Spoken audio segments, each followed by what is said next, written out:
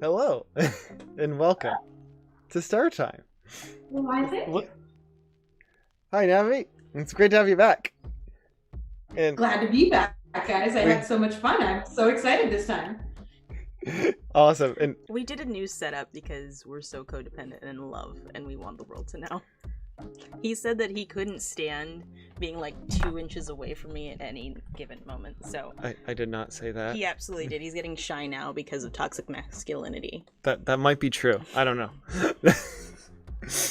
Your ears are turning a little red.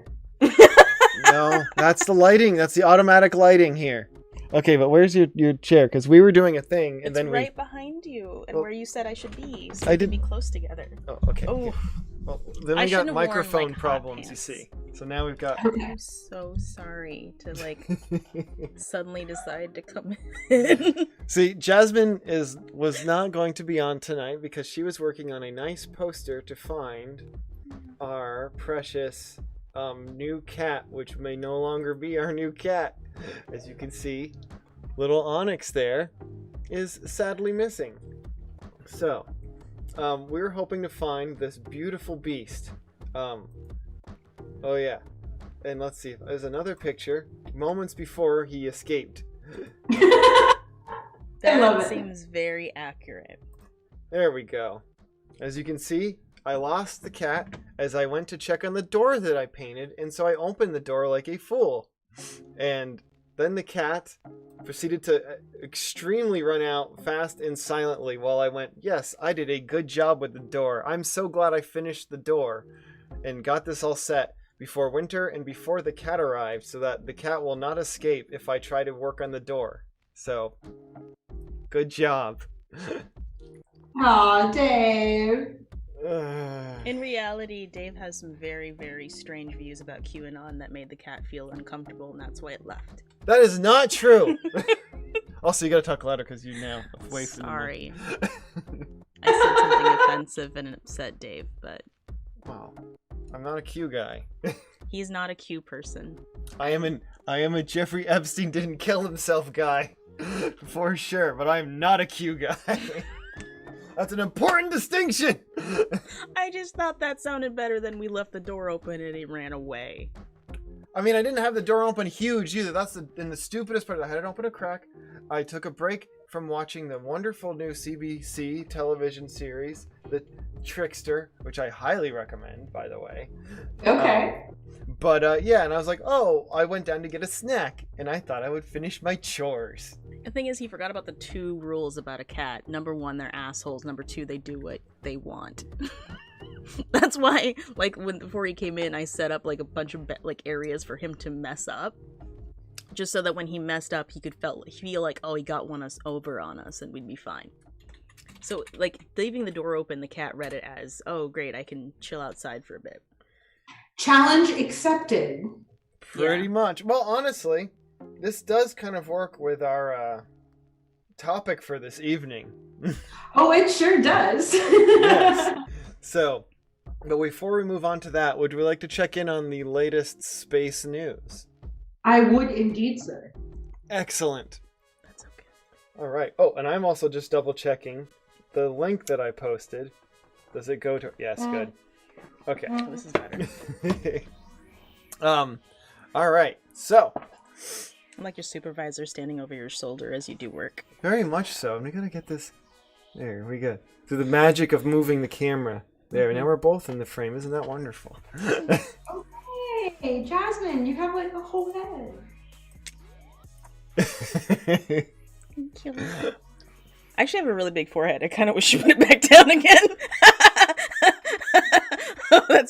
Yeah, the boobs are better, I guess. Such a guy move. Okay. I'm so sorry for doing this. I can go away. No. Okay, continue. This is very fun. This is like when we were first starting and we were just all messing around. More anarchic. It's great. And we're free. There's only one viewer. We can do anything we want. I can even... No, not that everything. My God. No! I was gonna say, do the space news. Do it. Do it. I'll just put my blinders on real quick if you guys need them. No, you can find that on our OnlyFans, though. We don't have an OnlyFans. Yet. times are getting tough, and we got to open our minds to other opportunities. I'll do anything at this point. Anyone into 40-year-old zaddies? Kind of messed it up for everyone with our whole bait and switch, and so now everybody's money is all tied up for 30 days. Like, it sounds like a good idea. That's true. I have a couple friends that they were like super pissed because that was their new income stream, and now that, yeah, all the professionals fucked it up for everyone. Well, it's like NPR people getting into stop messing it up for the small guy. It's like all the NPR podcast people getting on a Patreon. It's like, fuck off! You have payment already. But we were talking about space news before we get super spooky. And what's spookier than two galaxies colliding? Quite a bit, actually.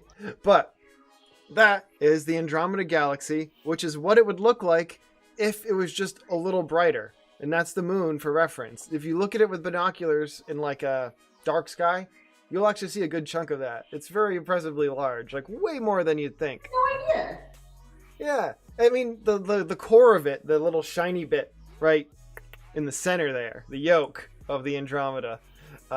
That's mostly what you're gonna see with the naked eye, like if you're able to see it at all. But you will. Like, I was in Tanopa once, and in the middle of the night at a rest stop. And I just looked up and it's like, I wonder, they say you can see it naked eye in the holy crap! And it was just like a little UFO off in between Cassiopeia and Andromeda. Highly recommend. And it actually, that was a night where it sort of did look like this. It was very awesome. But it also looks big because it's coming close to us in the Milky Way galaxy. And we are supposed to merge in about 5 billion years. Or maybe we're merging now. Hopefully it's now. It is now. Thank God. Sort of. That's a new thing they found out. There's a thing around our galaxy. Every galaxy has a thing called a halo. Also pertinent to tonight's topic. And the outer fringes of our halos are already intermingling, it turns out.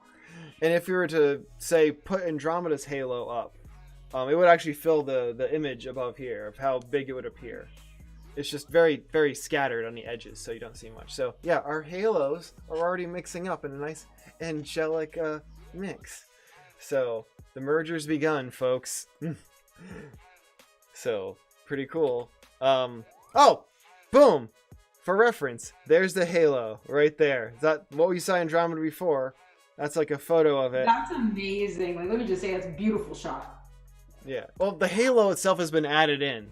So, but the credits for this particular shot are on the article from Earth's Guide that will be in the show notes after we wrap up. Nice.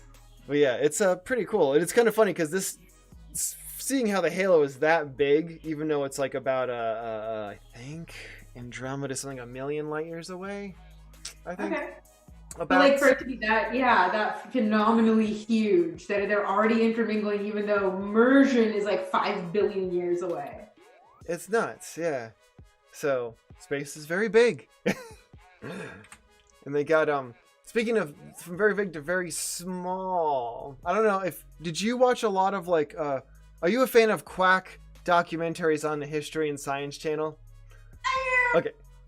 Have you heard of the Casimir Effect? I have. Is it often involved like in stories about how we could teleport or something like that? That's how I first learned of it. Or materialize certain things or do intergalactic travel. Yep. It's always when they talk about the galactic foam and they usually like to throw in string theory and a bunch of stuff, and it's a guy that's like, are you sure you're still like a physicist? Or George Tsoukalos, what's up?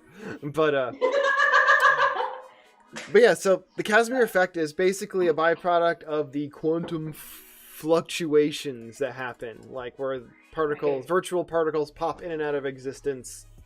And of course, if I've got this wrong, please do not let me know. Comment in the video, please. My theory. Be as rude as you can be too. No. But basically, this is a force that affects the very, very, very, very tiny. And now some researchers have discovered ways to actually manipulate the force a little bit to help manipulate those extremely tiny structures. Okay. If you can even call them structures at that point and not like just odd 4D coordinates. So Right, and we're running out of words to define some of these things. I've definitely realized. Like, I mean, who came up with the word quark? I'm not arguing their existence or anything. I'm just asking. Was somebody sitting at a pond and then a duck went quack and they're like, quark? Probably. That's a great. I mean, look at the names of quarks, like up quark, top quark, down, charm. That motherfucker from DS9. Yeah. The best. I love him.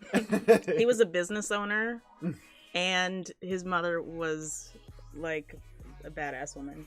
Mm-hmm. I do remember that from the episodes. Yeah. But yeah, so more on the Casimir Effect in the next few years, perhaps. This honestly blew my mind a little bit. So, do you know this picture? The source of this one? I'm not sure because this is semi-famous, but it's mostly for like particular people obsessed with asteroid impacts, such as me. This is from the Tunguska event. This is about 10 years later in Siberia. Oh! And they finally got an expedition out. So the big thing has been, where's the material? Where's the bits of the asteroid? They've never found it, so they're like, maybe it was a comet. And there's been like some weird ponds out there and small lakes that they thought, oh, this might be from the comet. There's some sort of suggestion of material here, but we can't really, there's no definitive stuff as far as I can tell. Some researchers actually were wondering that too and modeled a possible near impact event. So I guess the closest is, remember in like the last Matrix movie when Neo is like flying around with Agent Smith and like their like incredible speed is like knocking down buildings for the shockwaves? That is what happened here, they think.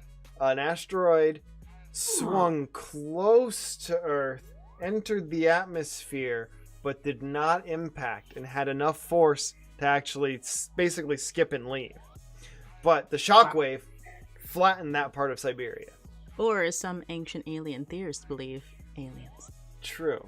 Some sort of SDF-1 style craft was fleeing the Robotech masters. Why is there so much radiation detected there? There isn't. That's not what I heard on Ancient Aliens that one time. I heard a lot of things on Ancient Aliens. And I'm sure most of it's true. Especially the part about the dinosaurs being killed off by ancient aliens. That's like their best theory, and I love it. Best one. That's when you start to see the wheels come off of the show completely, where they're like, we can't just keep showing those like 3 ancient images of people on chairs that we say are spaceships. Oh crap! What do we do? I think they're on us. We gotta come up with something different. So maybe the aliens killed the dinosaurs, or maybe they just go through multiple versions of it because they're just like spitballing. Like maybe the aliens moved the asteroid to kill the dinosaurs to make way for us. Here's that picture of the dinosaur as a human that everyone loves to show. Walt Disney froze his head so he could go back to his home planet. Anyway, they don't want you letting out their secrets, Jasmine. So perhaps the ancient aliens maneuvered their ship to just give a glancing blow to Siberia. Yeah. I've never heard that before. Very interesting, though. Like the whole slingshotting through our atmosphere to create that shockwave kind of, wow. Yeah, it's crazy. So yeah, I mean, like the legit, like actual thing is, yeah, like just an asteroid, probably not even a comet, but maybe. Like it seems like an asteroid, like a metal-rich one, would be able to hold itself together for such an event, and a comet might just get torn apart. Makes sense. Yeah. So. But yeah, speaking of learning more about asteroids, we'll get to that in a minute. But first, there's a kind of a neat thing that happened here from one of the old Soyuz rockets that got launched early this week. Sent some folks up to the space station, these 3 here. From launch to docking, just 3 hours. Insane. Yeah, it used to take days. So yeah. So it's a new record. It's very impressive. That actually beats any of the fancy pants stuff from Elon Musk at the moment, too. So I was just going to say, didn't SpaceX still take like 22 hours and they were in orbit waiting to line up? And yeah. So yeah.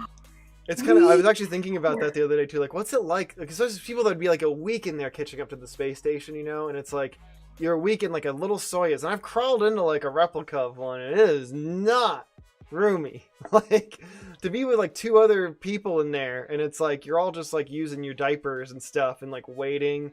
Like imagine like the worst hiking trip imaginable, and you're sharing like a little hiking, like backpacking tent. There's like marginally more room and amenities in the space capsule than that.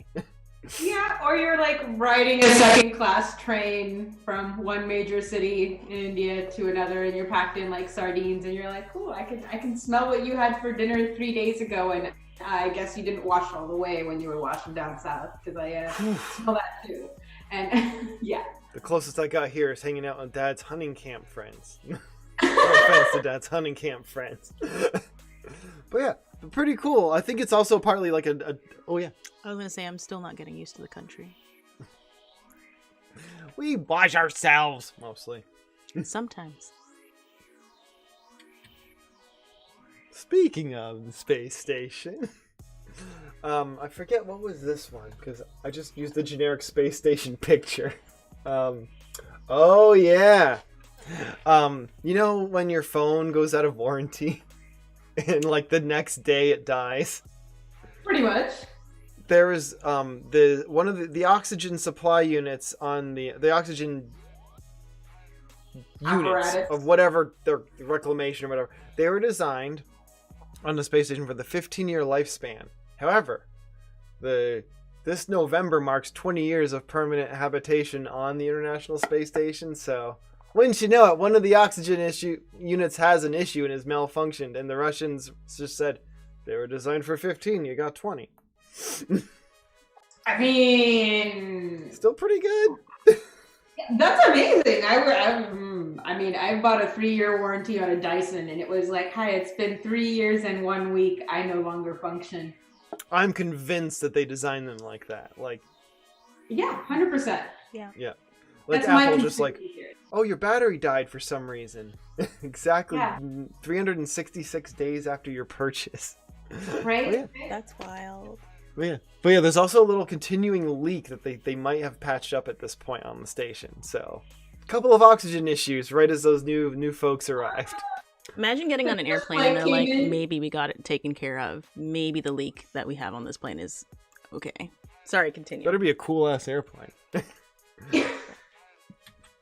Oh, was there something else about the space station I had it? That's basically it, but it's funny because they talk about privatizing the space station, and then it's like, oh, it's all falling apart. Who wants to buy it? It's like, no. What would you pay for the space station? $65, and then like I've got a Sephora gift card with like maybe $15 still on it. Okay. So maybe I that. love it.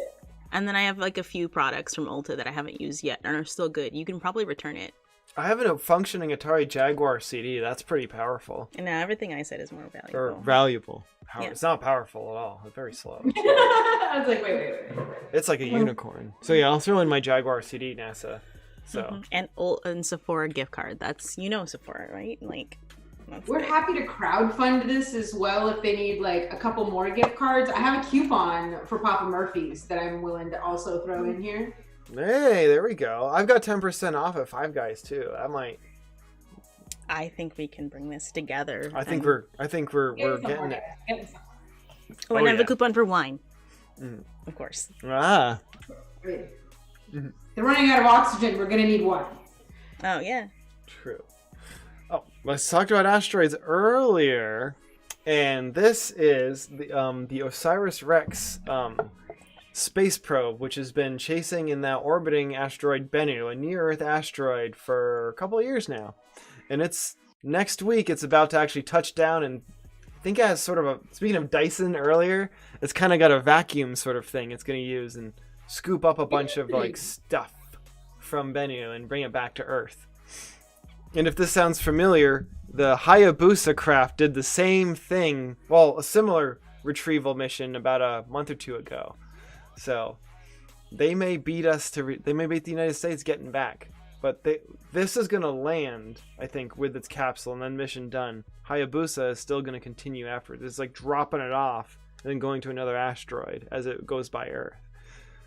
It's But door maybe- dashing. Gotcha. Yeah. Then again, the controllers for OSIRIS-REx might get all like competitive and be like, no, we can go somewhere else too. So Right? we'll see what happens. Yeah. But yeah, so we've got the that's kind of fun. And there's a live stream of it coming on the 20th, so that might be a fun thing to just have in the background.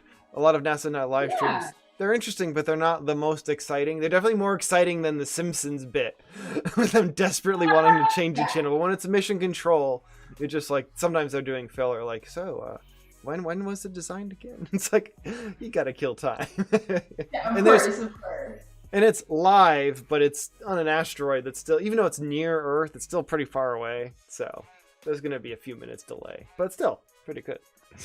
Yeah, no, that's gonna be amazing. Yeah, October 20th, and yeah, just look at any NASA media that day, and it will be linking. I think it starts around a little after 6 p.m. Eastern time. So, Okay. yeah. And there was a big space junk crisis last night. I don't know if you heard about this. Okay, so I read this weird ass article that said it was raining garbage, and I was just like, I never got a chance to follow up on it. But like, please, I'm so intrigued. Well, there is a lot of garbage in orbit, but this would have made a lot more garbage if they collided. Also, this is 2020 in America, so hearing that it's raining garbage would just be like, so it's Friday. Okay. But as you can see, this is over more near Patagonia, South America. So. Oh, that's amazing. It was a Russian, and I think I don't remember. It was a upper stage rocket, and then some defunct satellite were going to collide, but they missed by a couple meters. So make a note of it now. America is so crappy, we're not even good enough for garbage. No. But we don't even get the well, thankfully this is good. This is one of those so I was looking into this too, because it's like it didn't happen, so there's not another set of like thousands of bits of space junk that everyone has to track. You even have to track paint chips and screws. Right. But the crazy part is when I was looking this up, it's like, oh well, that's good.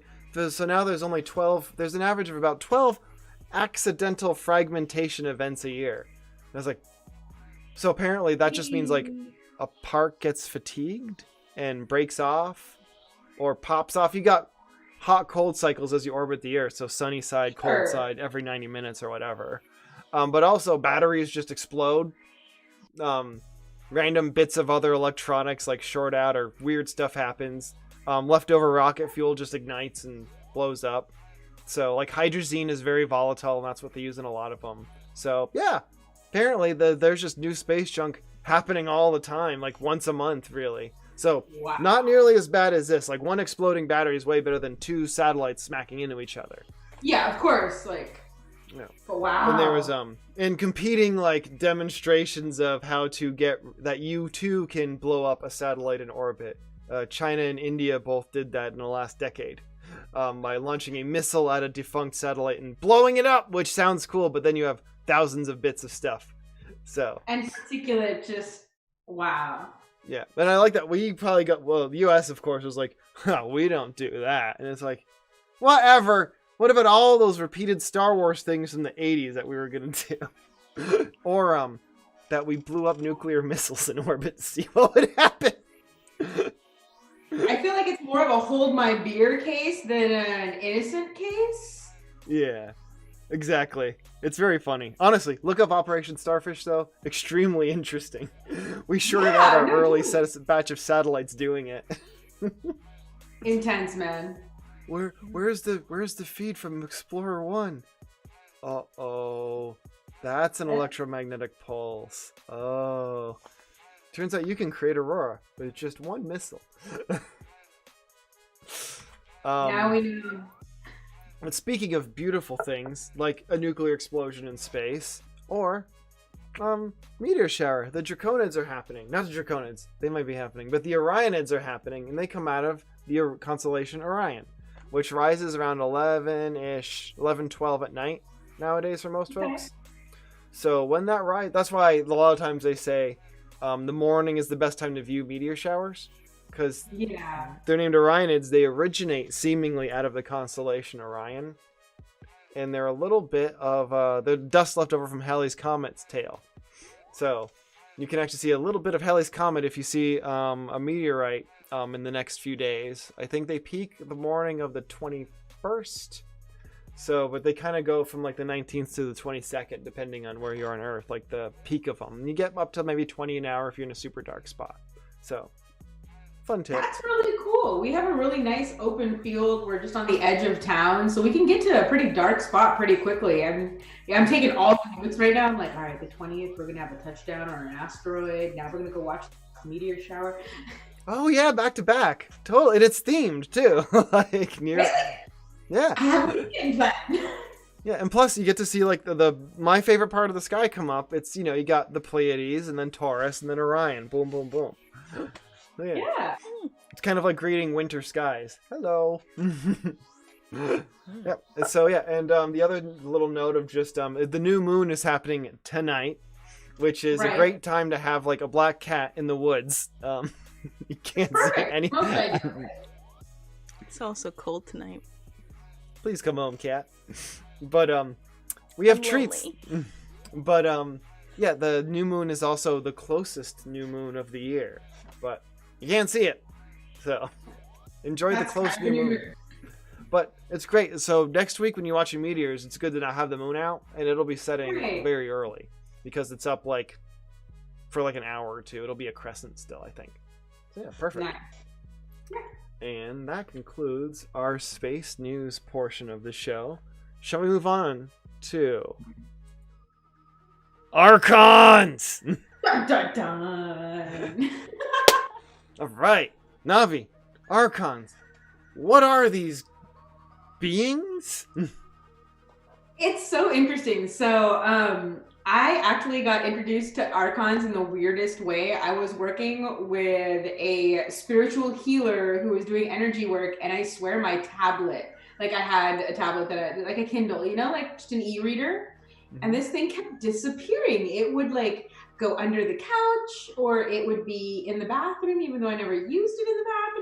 And so I mentioned it to this spiritual healer, and she goes, oh yeah, it's the Archons messing with you. You need to make sure that you like cut your energy cords and make sure you're keeping the Archons away from you. And I was like, sweet, awesome. What the hell are Archons? Yeah. And thus started the magical quest of yet another cryptid that may or may not exist, right? Like, oh. One for don't talked about at least for thousands of years. Right, like you can actually go. So the most common way that most people hear of Archons are like in relation to Christianity or Judaism, more of that. But like if you really dig in, and of course, I dug in. Oh yeah. You can go all the way back to Norse mythology. The rulers of each planet were actually considered archons, because archon actually means like a ruler or magistrate.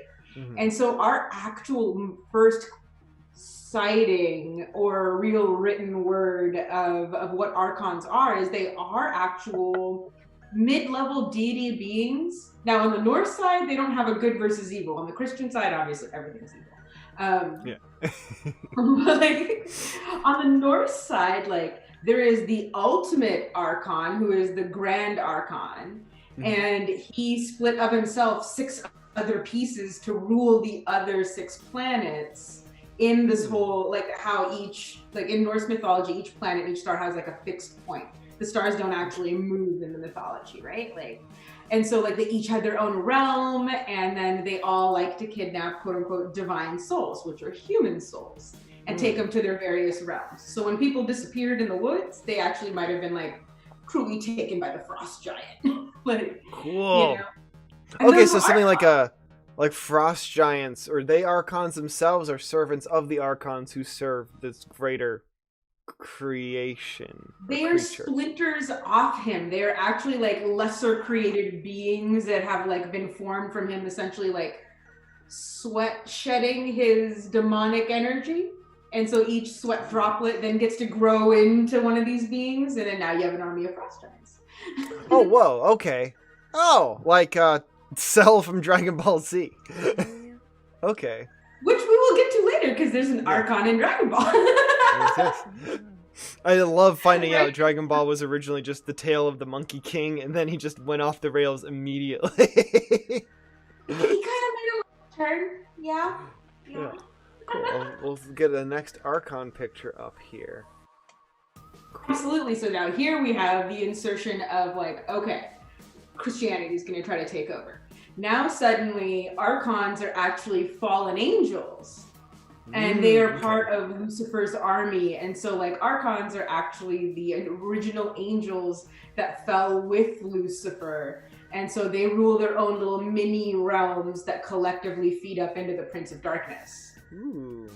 Okay, yeah, Right? that's the one I'm more familiar with. Not terribly, because it's still more of like the esoteric stuff. Like the closest we got was like mom dragging me to church because grandma made her drag me to church because great grandma made grandma drag my mom to church, and then we would sit there and I would play with cars, right? and then we would leave, and then I got to eat Jell-O with fruit in it, and that would be Christmas. See, I'm Catholic, so on Easter they're like, we'll buy you a new dress if you let this virgin in a dress bathe you in water. Okay, and there's cake? Yeah, of course there's cake. Well, if there's cake, Catholicism is weird.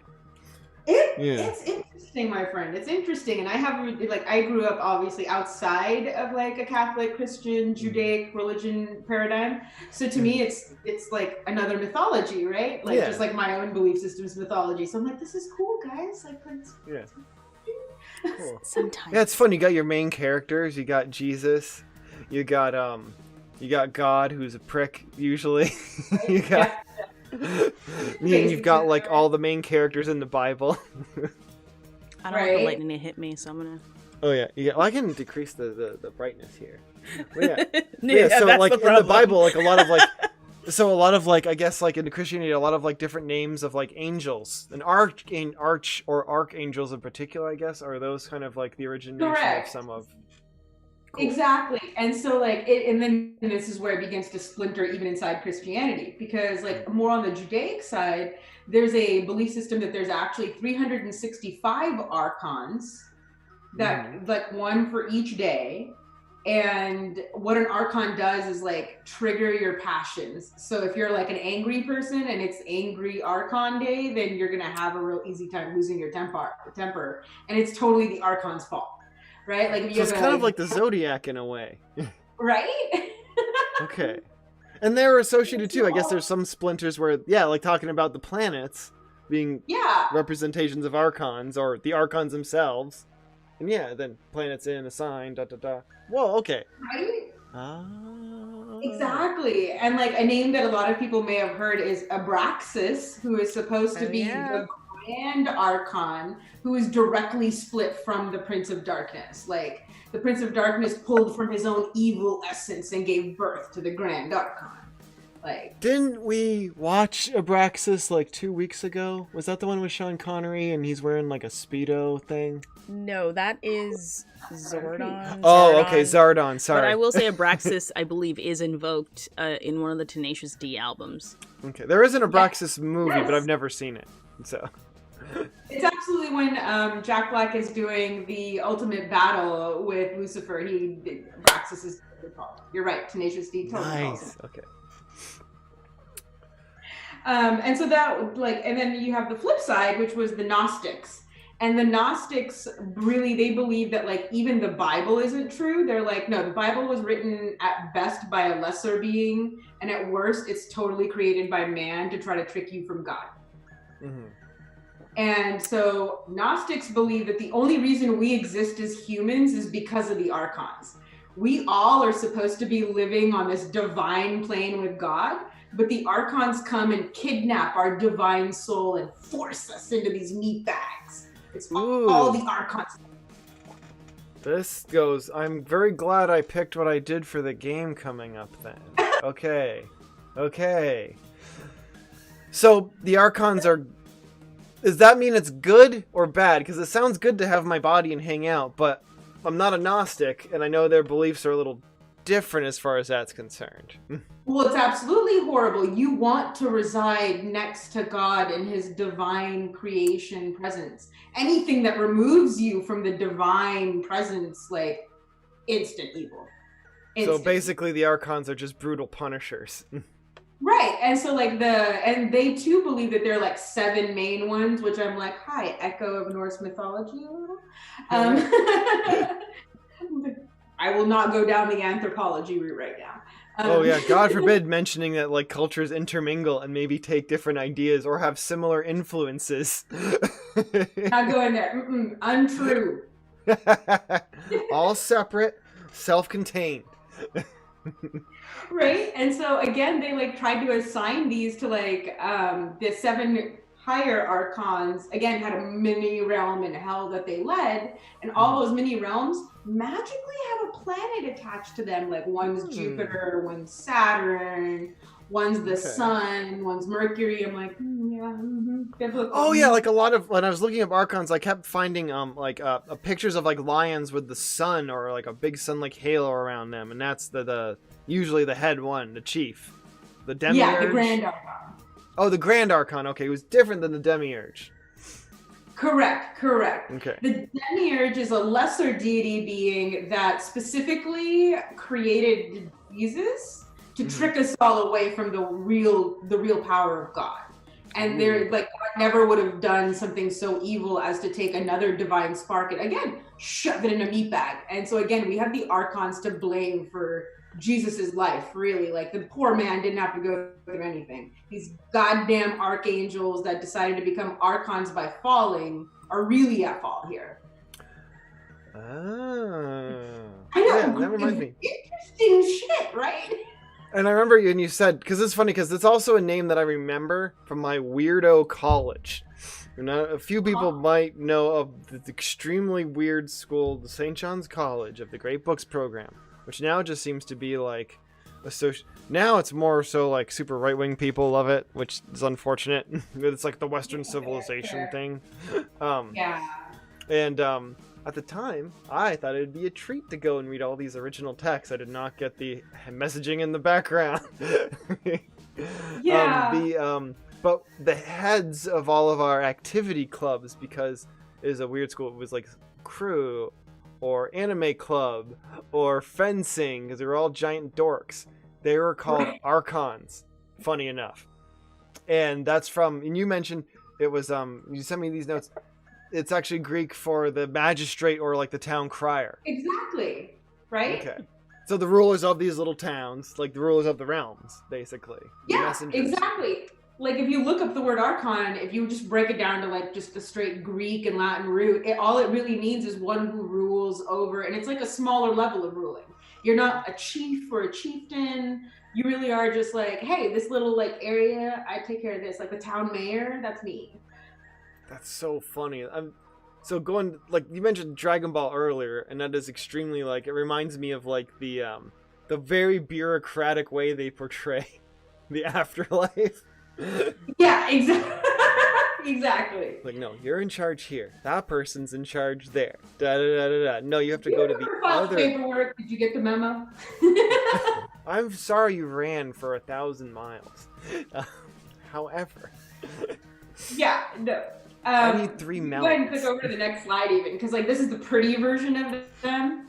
Like, Ooh, yes. And so, no worries. So this is what I thought of when somebody was like, so I wanted to know. I was like, okay, well, if the Gnostics really believe that the Archons are super evil and we all have an Archon that like controls us in our being, how do we get away from it? Yeah. And so the Gnostics' answer is this, Gnosis. And Gnosis is like the ancient Buddhist practice of wall gazing and getting to a place of ultra mental hyper awareness and like at the same time complete dissociation of self. This is how monks have been like self-healing for thousands of centuries. This is an ancient practice. Like once you get really into Buddhism and you truly try to follow the way, it's recommended that you hit the wall and try to find what they call the middle, really reach that zazen moment where like you have connected with the void. And when you connect with the void, you, according to Gnostics, you finally beat the Archon and returned to the divine. Interesting. So that's that's an interesting dovetailing of the two systems. That's cool. Yeah.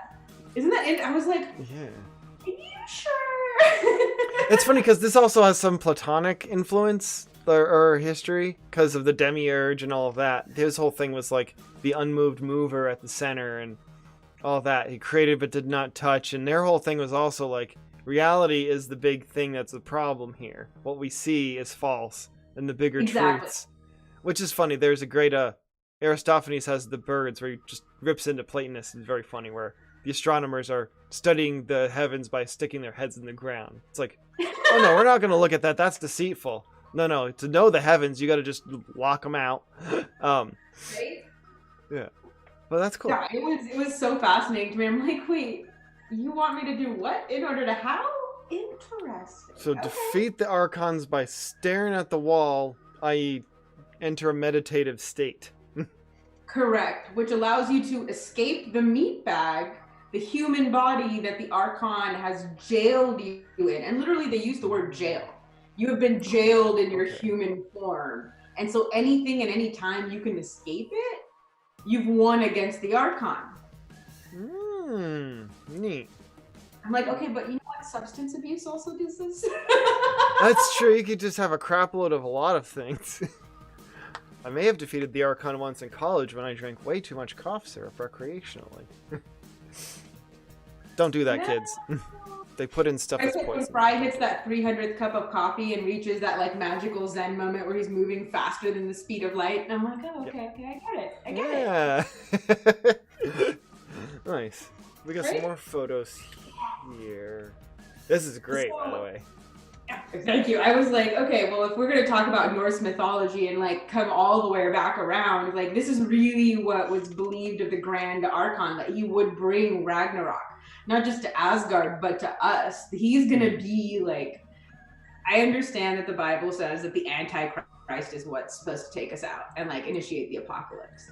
But if you go a step behind that and go to the Gnostics and enter Archon land, it's really going to be this guy. It's going to be the Grand Archon that's going to come in and initiate apocalypse around us by inciting all of like the deepest passions. And of course, because there's 7 Archons and there's 7 sins, and like we're seeing a parallel here with the number 7, right? They're going to incite the 7 passions really among men. And then of course I had to go silent and be like, so 2020, huh? Right.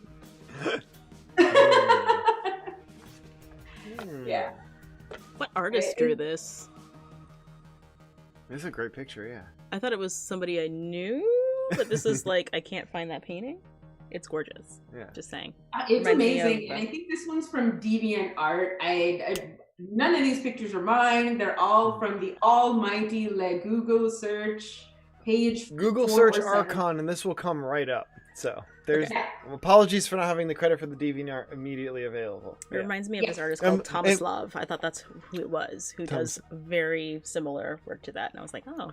Also, props to the Deviant artist for not making the Archon pregnant. Or, other associated interesting things that sometimes are associated. Right. Sonic the Hedgehog! Or Goku and Vegeta. Or all 3 simultaneously. At Lama's class.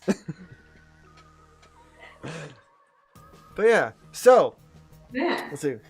We've got some other, perhaps there's Archons in popular culture Okay. too. Yes. Yeah. So now that we're moving a little bit further away, this is really what, if you break down, and it's interesting because this is what like we believe Archons, and like when I was talking to my spiritual guru, this is how they described him to me. They were like, it's going to be a multi-tentacled thing with like a body in the middle, and it's really just trying to feed on all of that negativity. And I was like, look, I'm a pretty positive person, man. It's a Cthulhu. Right? Like, real talk. Fine, we all have shit thoughts. And so like apparently this is, Archons love to feed on that. Since there are jailers in this body, they already know where we are, and they already know where they stuck us, and they already are tracking our little beings inside their little maze that they've stuck us in here for their own ploy and determination. So these guys are supposed to be the ones that come in when you have like my tablet missing, or if somebody steals your ring but like there is nobody in your house. It's not always a ghost.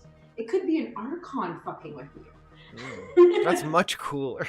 Right? Like, okay, if this guy came into the tablet, I'd be like, all right, bye.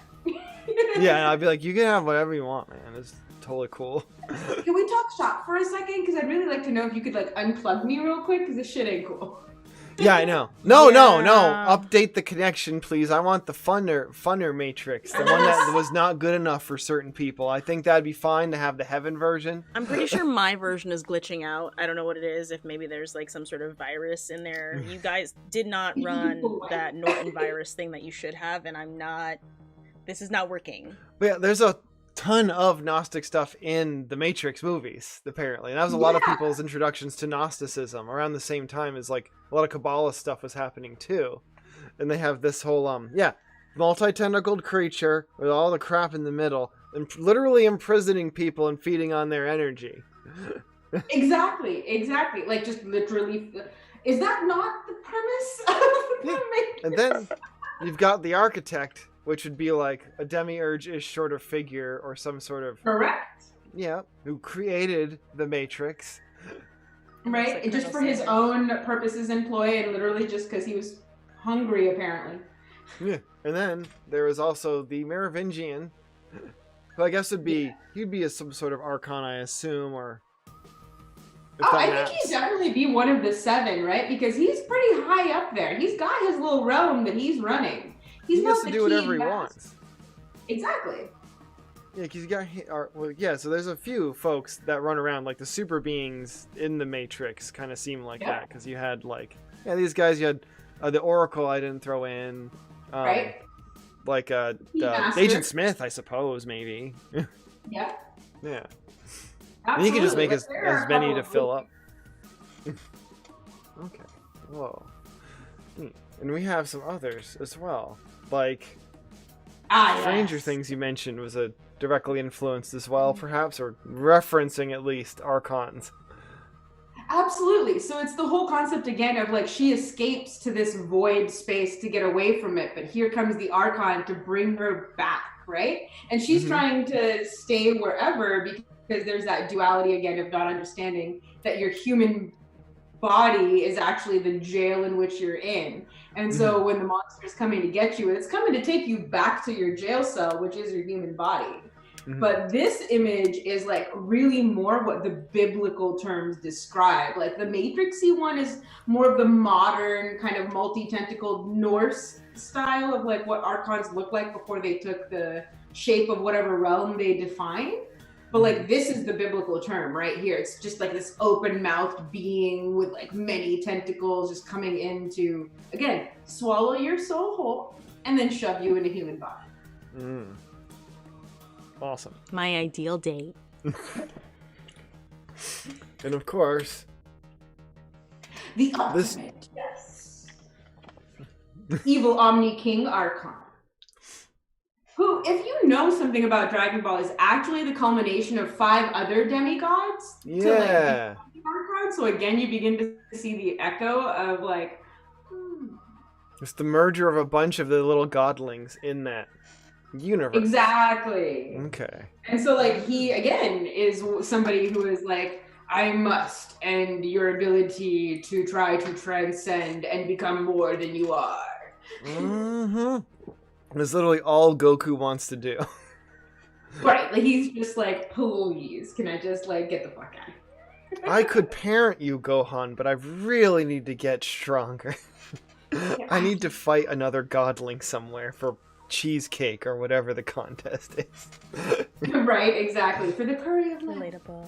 Yeah. Neat. And I have not gotten to this point in the series. I just finished Super and missed this. So I think I need to go back There's so to many Picture. other great things in Dragon Ball. I mean, this is just one of the many. Yeah, I need But to I actually was just watch the original.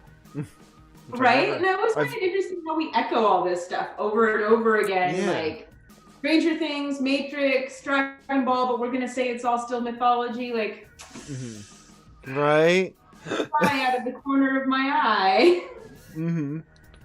Interesting. So we've done a little bit of discussion of the Archons. I have a few more things here. So we've discussed what they are. We've discussed, oh yeah, so they feature in other religions and not just Gnosticism or Christianity. Correct. And yeah, they're kind of not really angels or devils. Sort of, they're higher beings, but exactly. malevolent. They're like the sort working of. class of heaven. Yeah. Yeah. They're your boss when you're landscaping. A cruel Exactly. taskmaster. No, the Right? hedge is not trimmed properly, David. You need to go back with the smaller ones. No, this person pays us extra. They do? I didn't see that. Uh-oh, Right. I wasn't supposed to say that. Anyway. So yeah, Get their us. Yeah. we all have No, our exactly. Rigby's. And we've got, so let's see. Popular culture, Gnosticism. Oh yeah, I had a note here. Is just, is Gnosticism the, quote, most unfun version of Christianity possible? More so than Lutherans. What would you say? That's a hard one. So, okay, on the surface, Gnostics have a good idea in the sense of like, don't believe anything, man. It's all not true. Somebody's telling you a lie, right? But on the flip side, I'm like, okay, but I don't believe that like I'm jailed in this being and somebody like stole me from another place and shoved me in. Like, perhaps that's just me, and I'd like a nicer view. So in that sense, yeah, it sounds like, I mean, the Amish have more fun really than this. They do. We have lots of Amish folks around here, and honestly, I look at them sometimes and I go, maybe it would be cool to have been an Amish person. It's not bad. Like, anytime you get a chance to attend a barn raising, they're actually lovely people. And they're very open as long as you follow their rules of not, like, flashing cameras and boobs everywhere. You're great. Like, Totally.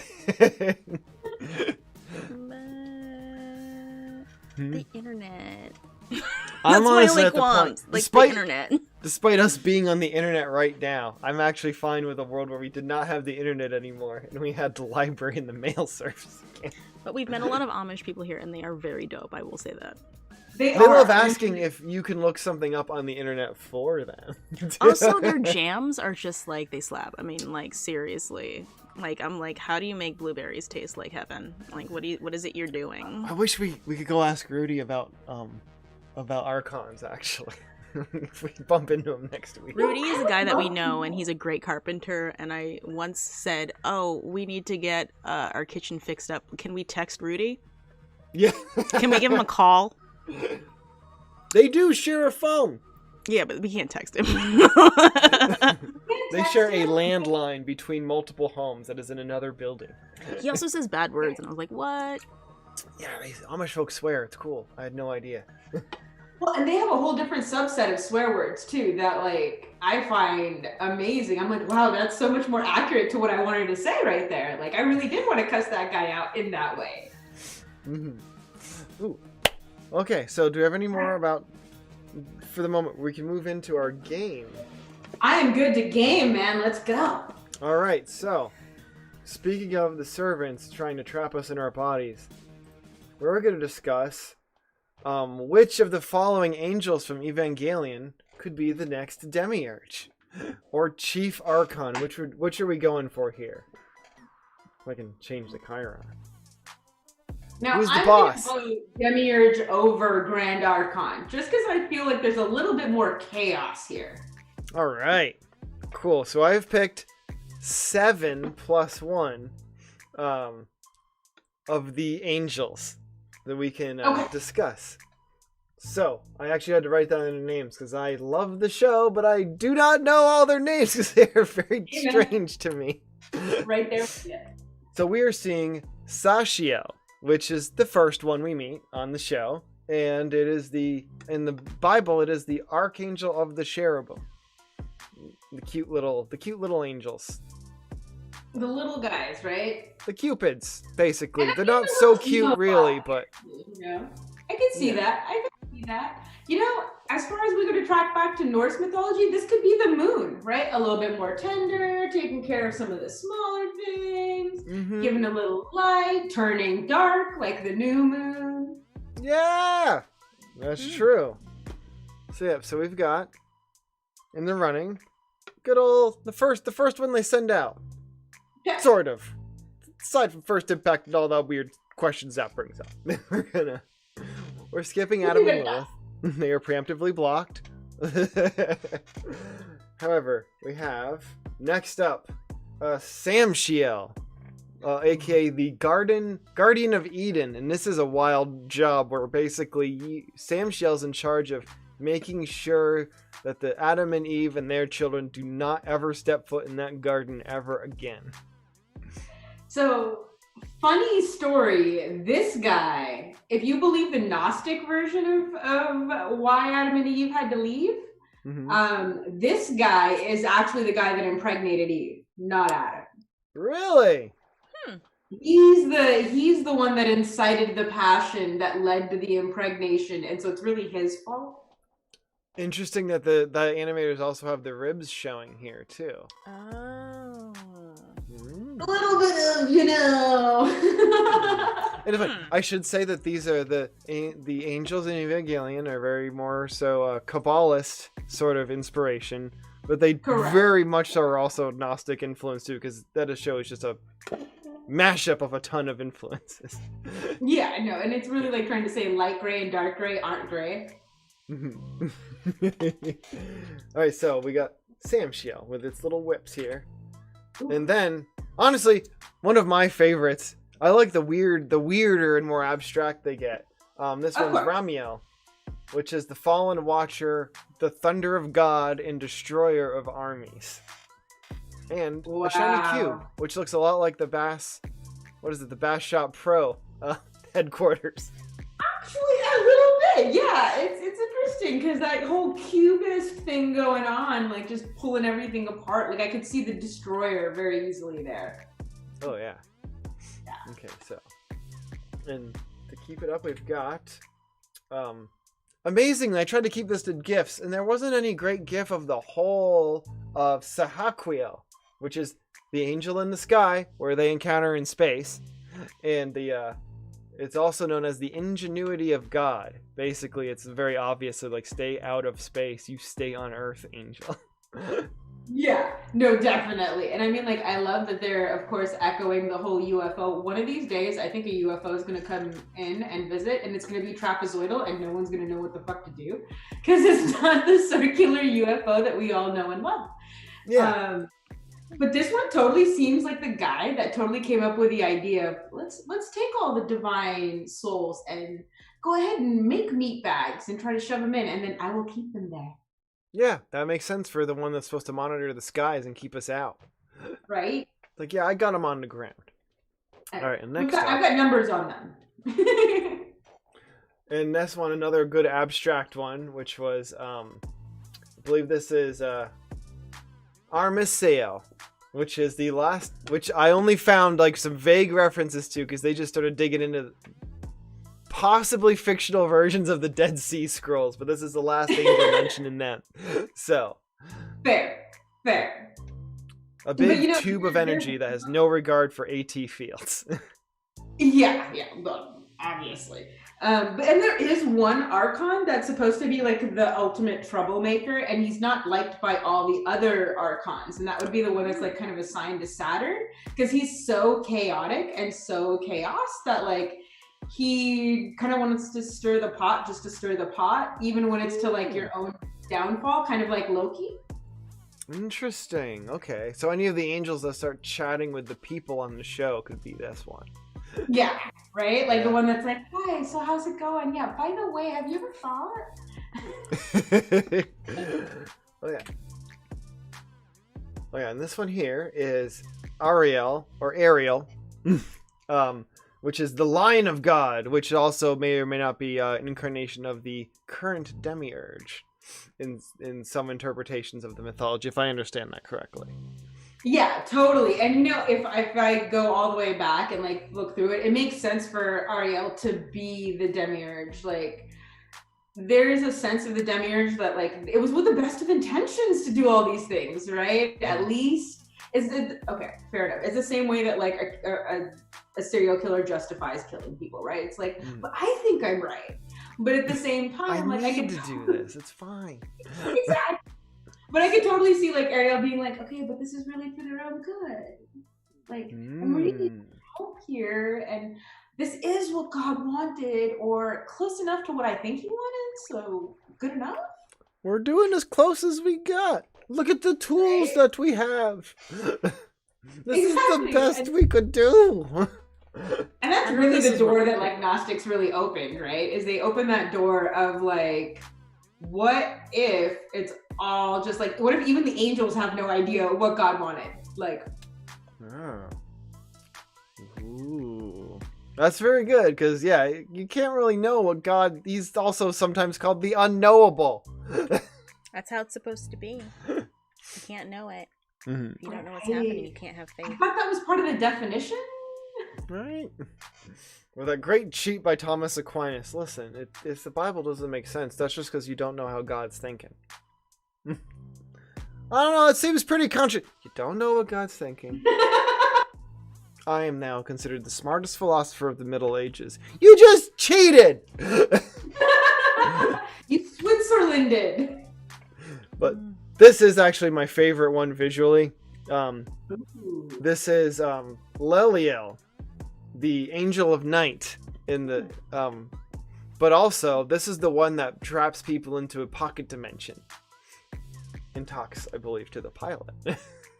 And see, this makes then this makes perfect sense to me for the angel Lilith, who is in some references like Lucifer's first love, and the mother of all demons.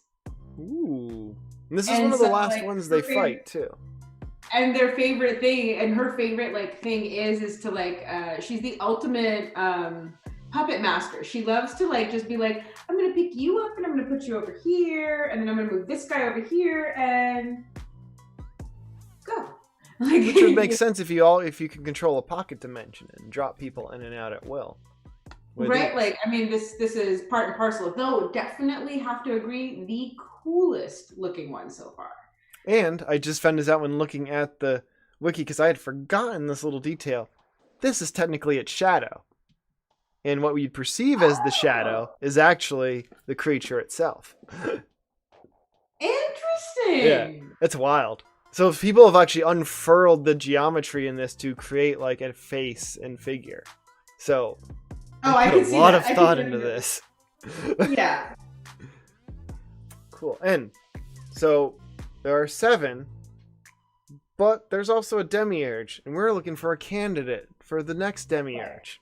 So that's why there are 8 in total, because one of these is already, or could be.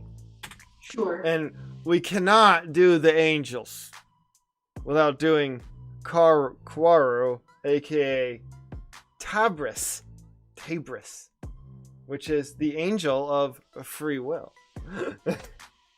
Right, you can't argue with angel of free will. And I mean, damn, you brought some strong candidates for the Demiurge right now. I was all set with Ariel. I was really there. I was like, everybody else fits a pocket, but well, we can review again. We can go through real quick to refresh our memories. Would that be? I can. I think I'm leaning here towards free will, but I'd love a quick review. All right. Sachiel, leader of the cherubim. Got it. Samshiel, the guardian of Eden, and possible hubby of Eve. Ramiel, the fallen watcher and thunder of God. Sahaquiel, the angel in the sky, representing the ingenuity of God. Archangel, the last angel of the Dead Sea Scrolls. Hopefully. Ariel, the lion of God. Leliel, the angel of night. And Tabris, the angel of free will. So, out of all these fine, strong archons, which would you say should pick up the lead and be the Demiurge? Just because I'm in my own chaos mood, just to be fair, I'm gonna have to go with Tabras. I mean, let's throw some free will in here. The whole point is we've already been plucked out of divinity, already in this meat bag. Now go ahead and set me free. Let me see what I can do. Here we go. All right, we get to have a lovely friend who we might have to crush in our hands afterwards, but that's free will. Sometimes you're sharing a tender moment in the showers, and then the next you're crushing him in front of the representation of the mother or father of mankind. That's how it goes. Spoilers, everyone, for this anime that's over 20 years old. That's lovely. Yeah, exactly. Though a lot of people did the first 5 and were like, wow, I can't wait to watch more. And then That's really intense. I don't know. yeah, Cool. yeah. Well, and it Well, goes. Congratulations, Karu, and congratulations, Navi. For you may be the most powerful person in the entire of creation, picking the next Demiurge. Indeed, indeed. He has won. Yeah. Oh. Aw. Yes. Find our cat. Alright. He's a sweet baby. So yeah. Brilliant. Well, thank you so much for joining us tonight, Navi. This was awesome. Thank you. And we Thank you learned for a letting me whole lot. ramble on. Oh, it's great. And you mentioned that you were having a weird day before you started, and so were we. And hopefully we fit the weird moods of a few folks that joined us tonight. So, awesome. Do you have anything else you'd like to add about Archons or these kind of general mystical ideas and religions in general, or anything else? Yeah, absolutely. Like just overarching. So, if you believe in Archons and you believe that your energy is being sucked, here's the thing. At the end of the day, you also got to believe that he's a corporeal entity beings, he or she. I just automatically used he, and I apologize to the male community. Talk to it. You are, like we said, Tabros 1, free will. I definitely cussed the leprechaun archon ass that tried to run away with my tablet. I stood there and I was like, excuse you. I need my tablet back. And you know what? The damn thing came right back. Never happened again. So assert your power, people. You got this. Angel of Free Will's already won. Honestly, then, there it is. It wanted to check out the outside. It exercised its free will. Perhaps we'll see it again. Exactly. Yeah. Cool. And where can folks find you again? Online. And what's your stuff? Always What are your find me things? on Instagram, Mana the Mentor. I do therapeutic coaching. I always throw a little bit of the spiritual in with the science. Awesome. Well, thank you so much. And we have those links in the show notes, and more links will be coming shortly afterwards too. Thank you all for joining us tonight. And may your Archons treat you well. And if not, may you find a good wall to blank out and fight them with. Special thanks to ColourPop Cosmetics. Putting on some like eyeshadow healed my depression for 2 seconds. And next week, we're not going to have a brunch show this week. We're taking a brief break to scour the town for a kitty. But Indeed. next Friday, we're going to talk about the Lake Mead monster with Jordan, aka Struggly, and related Southern Nevada weirdness. So, Nice. part of our Spooktober series. So thank you again, everyone, and like and subscribe, and we'll see you next week. And we'll be moving the time in a couple weeks because as I about to log on, I saw multiple notices from Twitch about all the different shows starting at the exact same time as us. So It's been a real issue. everyone wants to do Friday at 8. It's a great time. So Yeah. maybe we'll do Friday at 10. Yeah, late at night. And that'll give me plenty of time to put my makeup on. All And right. get my eyeliner just right. Cool. All right, folks. We'll see you next week. And I'll talk to you in a second. Bye. Take care, everyone, and like and subscribe. Thank you. It would help us. It'll bring our cat back. Yes. It will.